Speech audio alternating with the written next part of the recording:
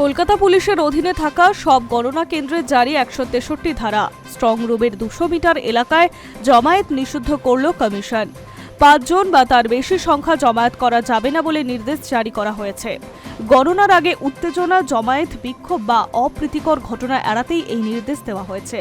আইন অমান্য করলে সংশ্লিষ্ট ব্যক্তির বিরুদ্ধে আইনানুগ ব্যবস্থা নেওয়া হবে বলে জানিয়েছে কমিশন।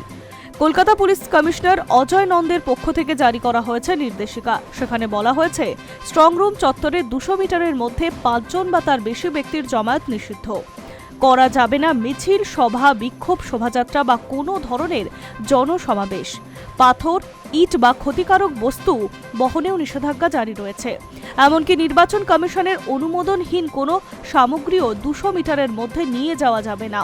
তবে ডিউটিতে থাকা পুলিশ কর্মী, কেন্দ্রীয় বাহিনী, নির্বাচনের দায়িত্বে থাকা সরকারি কর্মীদের ক্ষেত্রে এই নির্দেশিকা প্রযোজ্য নয় বলে জানিয়ে দিয়েছে কমিশন। সূত্রের খবর, স্ট্রংরুমের নিরাপত্তায় কোনো ঝুঁকি নিতে নারাজ কমিশন ও পুলিশ। তাই গণনা কেন্দ্রগুলির নিরাপত্তা সুনিশ্চিত করতে এই পদক্ষেপ নেওয়া হয়েছে। উল্লেখ্য, বৃহস্পতিবার ক্ষুদিরাম অনুশীলন কেন্দ্রে কারচুপির অভিযোগ তুলে সরব হন বেলেঘাটার তৃণমূল প্রার্থী কুণাল ঘোষ ও শ্যামপুকুরের প্রার্থী শশী পাজা। ইভিএমে কারচুপি হতে পারে এই আশঙ্কা করেন স্বয়ং মুখ্যমন্ত্রী মমতা বন্দ্যোপাধ্যায়। প্রার্থী হিসেবে ৮টা নাগাদ নিজে পৌঁছে গিয়েছিলেন শাখাওয়াত মেমোরিয়াল স্কুল অর্থাৎ স্ট্রং রুমে। ৪ ঘন্টা পর রাত ১২:০৭ বের হন তিনি। তা নিয়ে ব্যাপক শোরগোল হয় এলাকায়। তাই নিরাপত্তায় কোনো ফাঁক রাখতে চাইছে না কমিশন। এবার কলকাতা পুলিশের অধীনে থাকা সমস্ত গণনা কেন্দ্রে জারি করা হলো ১৬৩ ধারা। Hi News network.